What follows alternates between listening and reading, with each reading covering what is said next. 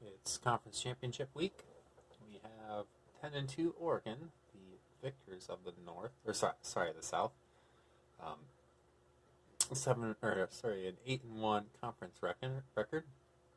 We'll be playing Oklahoma, who must have won their tiebreaker against Nebraska, with a 7-2 conference record. And Herbie is picking Oregon with a slightly better ranking. And a review of Oregon's schedule. I have to say they had a pretty tough schedule this year. A couple ranked teams, but the only teams with losing records were Stanford 4-8 and Washington 3-9. We had a lot of 6-6 teams, but overall they played a really tough schedule. Oklahoma, similarly, actually they played a lot more losers. Look at Boise, Baylor, Utah State. Oh, the North must be just a weaker part of Pac-12. Leaders for Oklahoma, their quarterback Seeley, 21 TDs, 9 interceptions, running back 79 yards a game. Receiver 48 yards a game. Doesn't seem like a very explosive offense. Equally matched teams. Oklahoma has the better offense. Oregon has the better defense and special teams. Okay, back to looking at the two teams. Oklahoma, middling offense. On defense, middling defense. Oregon, good pass offense, terrible rush offense. Not very good overall, but pretty good on defense.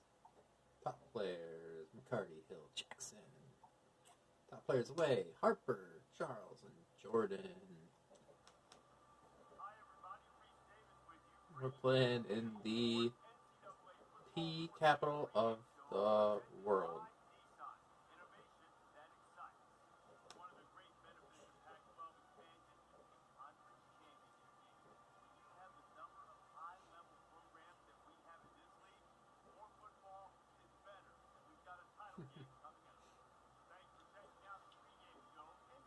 We should be able to see the monolith, the Kibble Dome. I know it's the Kitty Dome, but I think it's Kibble. I like what you did with the senior profiles. No, I should have done that when I wasn't limited to just the depth chart, but hopefully those seniors are somewhat in the depth chart. So your first senior is none other than John Stewart, former outside linebacker, made the shift wisely to wide receiver. He has amassed a lot of yards, although decreasing each year as McCarty in the offense have sputtered. His average yards reception dropped precipitously. His touchdowns have dropped. He really thrives yards after the catch. Reduces drops each year. I think he's even got some rushing attempts. He's got no blocking. I'm surprised. Defense, he had actually. He was a pretty good outside linebacker. Look at his true freshman year: 27 tackles, 2.5 QB sacks, 8 for a loss, 11 pass deflections. I did have him in there for that's a handful of snaps in a couple games, and he had 2 sacks in 2024. So he's got some kick returns. As long with 55 this year as a kick returner. No punt returns. He is not fast, but he did everything else well. And early on, his spectacular catch rating and catching was why I moved him to wide receiver. And you're not going to find a stronger wide receiver out there. The starting center, Paul Payne, bringing the Payne, has been a feature of this offensive line for quite a while. You can see he has only given up 16 sacks. Most of those were in 2022. He's a good run blocker, good impact blocker, pretty slow, okay agility. Starting at right guard, Josh Lambert has had a pretty trying last couple of years. 10 sacks each in the last 10 sacks in the last year, this year. wasn't playing much last year. Didn't give up any in 60 years before. He is he's okay. Even worse of an athlete. Not very strong. Not very fast. Back up at left tackle, J.D. Pugh. Really has only played a little bit over the years, mostly backup role. He's just not very good at pass blocking. 74 pass block, more of a run blocker. So that's why he doesn't get to see the field that much. We got Christian James, one of the best players on the team. Big dude, 332. He's playing right tackle now because he's the best pass blocker. He has given up a whole lot of sacks over his career, but then this offense does give up a lot of sacks. He is pretty good at pass block, 98. Got good strength, 96, and that's really where he cut his teeth. Is his athleticism, 70 speed, and 83 agility. Pretty good. Flipping over to the defensive side of the ball, we have Brandon Miller, who arguably was the first recruit for Gridiron. He was one of those guys that when Gridiron came over and took over Oregon, I could be getting this completely wrong, but I think he was, maybe I'm getting confused with someone else. But I thought he was like one of the off-season guys that he signed. He's been really good, but not amazing. His sophomore year, redshirt sophomore year, he had 14 sacks. I believe that was best in the country that year. My sack total has fallen the last couple of years, and he's just he's a good guy. A little small for the position, but a good player. And our senior on the defense is Tillman, who's been pretty good. He's got 7 sacks. He's tied for first on the team this year, along with Miller and Allen, 3 of all people. So it's nice having a pass rusher at defensive tackle. He's undersized for the position, but he has just good strength, good tackle, power moves, all that stuff. Not amazing, but right now I think he's playing at a 99 with the bonuses. Another senior on the line, Jonathan Pullen, the big dude, 322. He has 6 sacks this season, which is pretty good for more of a nose tackle type guy. And he's got really good power move, good block shedding. Strength is not as good as it should be for someone as big as he is, and he's slow. Seeing a lot more seniors in the defense on offense. Shane Clark, former safety, has come over to play a linebacker. He's like the number 3 linebacker who doesn't see the field very much in the 4-2-5. You can see his stats aren't that good. And what he's good at is in coverage. You can see his zone coverage is an 83 because he's a safety. But he doesn't see the field that much. The other outside linebacker, Tim Bates, is a senior. He's had a good year, 16 tackles for loss. He has the 4 sacks, 2 interceptions, forced fumble. He is a much better linebacker, 80 speed, 84 acceleration. Awareness is low because, of course, good overall tackling skills. We have a senior on the secondary, Mark Eckert. Season 85 overall, 93 speed, 9 acceleration, 91 man coverage, 93 zone coverage. Pretty good. He has 4 interceptions for the year, 4 pass deflections. Only has had 2 years of playing a whole lot in this offense. All right, so that's it for the seniors. I elected to go with a black outfit with the white helmet for this game. Spartak got moved to 3rd in the depth chart for corner so that he can start on offense at wide receiver. Let's see how Spartak does. Can't really run any audibles because the baby on the chest. Come on, Spartak. He has such good ball vision. Haven't asked McCarty to do a whole lot, but I'm asking him to go play action here. See if he makes good decisions. Nice. Good job, Sherman.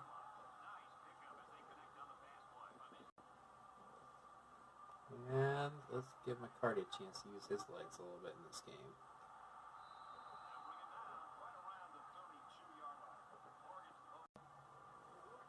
All right. Blanco's in for halfback. See if the big lanky dude can get some yards. He does. Offensive line's just doing well.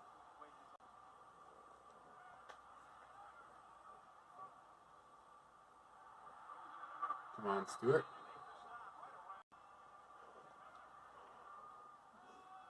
Oh, that play was sniffed out before it got started.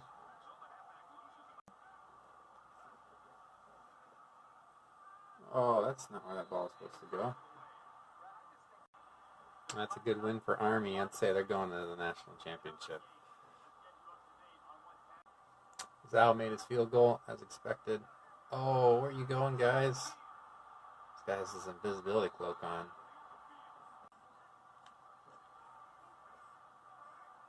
They seriously cannot see this quarterback.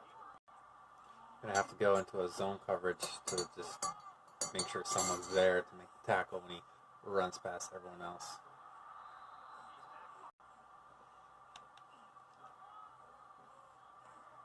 Oh my god. I'm running hurry up, so I can't make the adjustment to key off the quarterback. Looks like maybe the quarterback is hurt. So I adjusted, stop the quarterback scrambling, focus on the quarterback for option, and see how that works. And then he immediately hands off to the halfback, but I think that's okay.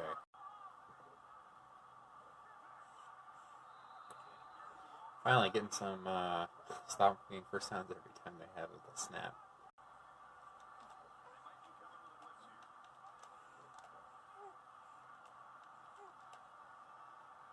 Get there. All right, I should force the field goal, which is a fairly good outcome. So they missed their 37-yard field goal attempt.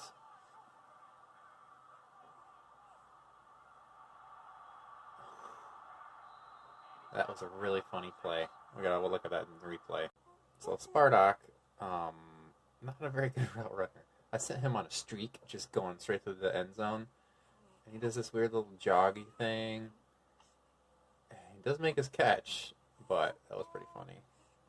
So it actually was the halfback, the 96-speed halfback, who was knocked out. He was knocked out for the rest of the game, which is good because the backup's an 88 speed. They lost another player to injury, but he's coming back soon. Oh, that blitz happened at a bad time. All right, we got to get some yards, get that first down. Comes the blitz again. Whew. This is going to be a sack or interception. Oh, okay. Still going to punt it. Now, this is something I've never seen. Two quarterbacks. Don't know where the other quarterback's playing. Number 16, I believe. Number 15. That's probably the quarterback. So their top two quarterbacks are Lee, number 6, and Adam Conley, who is a sophomore, 90 overall. He's very good. Got great. He must be an athlete. Ball carrier vision's good. Catching is very good. So, yeah, he was the one out there who missed his reception. Or he dropped the ball. But that's kind of fun. You got your quarterback. He's talented. Where is he? Number 15. Oh, too bad.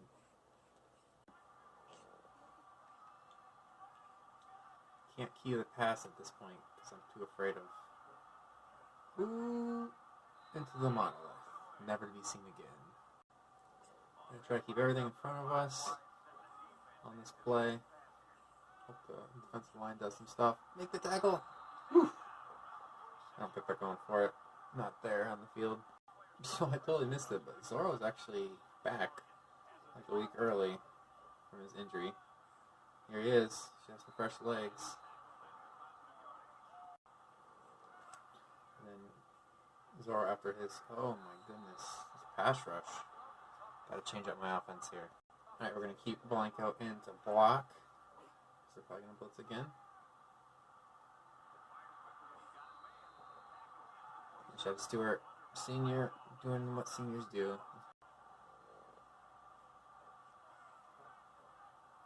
No blitz this play. They're in the zone. Oh, off his hands. Let's see if Zoro is the halfback that Spartak is. Oh man, we need to cut that up. Yeah, I think I need some momentum here. Almost thrown an interception. This is not a good game so far. So I did get them to punt last, but I need some more big defensive plays. That's a good one. He goes Bates. Oh, Brandon Miller.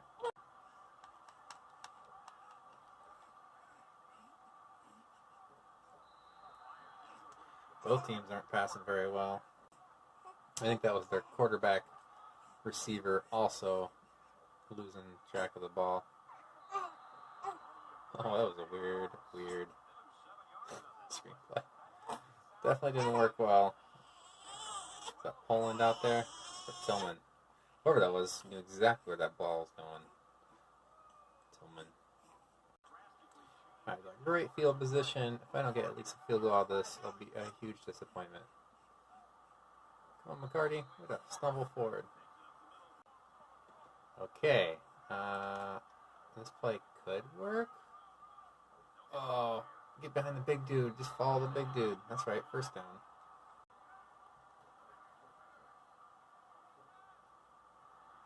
Get it out to Torian Brown. Had the audible because the play I picked was going to be a pick. Oh, instead of almost a pick.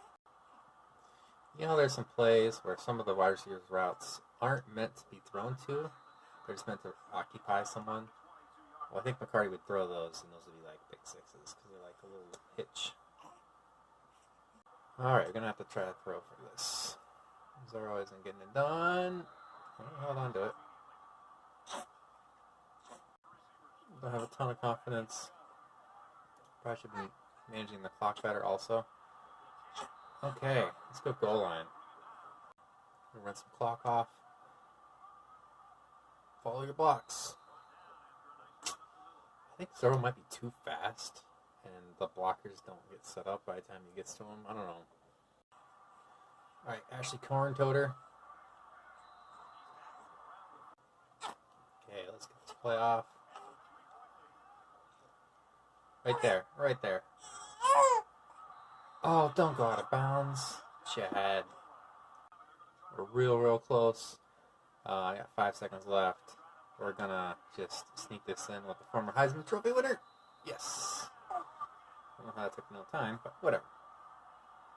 Those are points that I need.